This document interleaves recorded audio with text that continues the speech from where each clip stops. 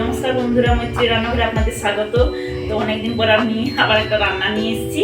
আজকে আমি রান্না করে দেখাবো। এই যে দেখুন, কুঁদরি পাতার রেসিপি করব।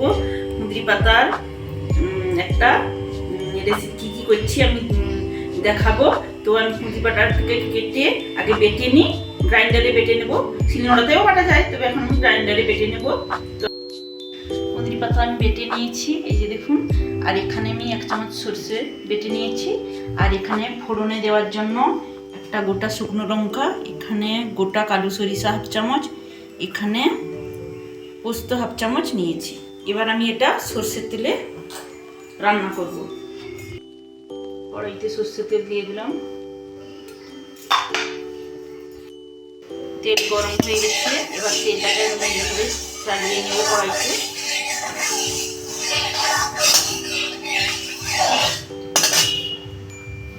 এবার আমি এখানে এই যে গোটা সরষে আর পোস্ত তেলের মধ্যে দিয়ে দেব।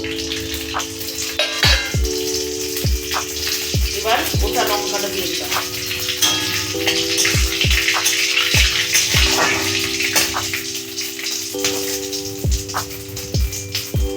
সরষে আর পোস্ত ভাজা হয়ে গেছে, এবার আমি এর মধ্যে দিয়ে দেব কুঁদরি পাতা বাটা।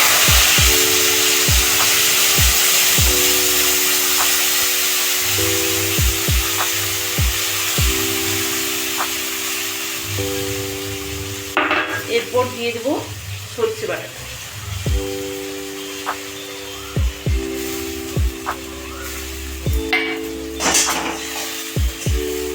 এবার এর মধ্যে আমি একটু সামান্য হলুদ দিয়ে দেবো।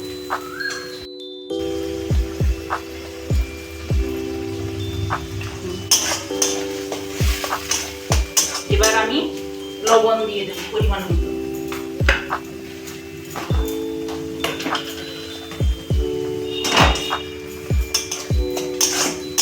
এবার চুলাতে দিয়ে দেবো।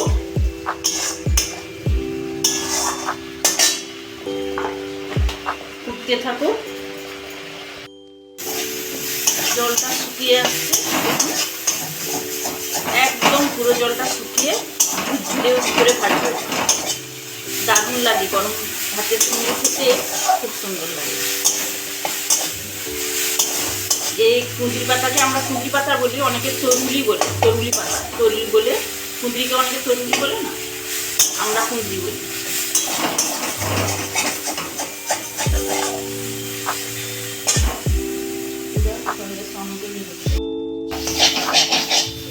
আমি হালকা আছে এইভাবে নাড়তে থাকবো, আরও রসটা মরবে, তারপর নামাবো। এইরকম কুঁদরি পাতার বাটা গরম ভাতে দারুণ লাগে খেতে।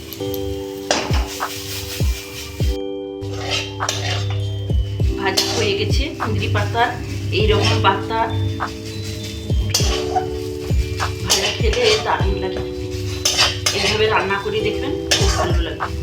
এবার আমি নামিয়ে নেব।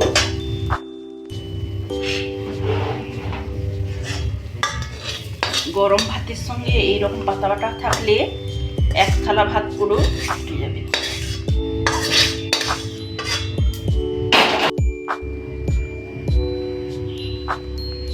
এইভাবে বানিয়ে দেখবেন, খুবই ভালো লাগবে।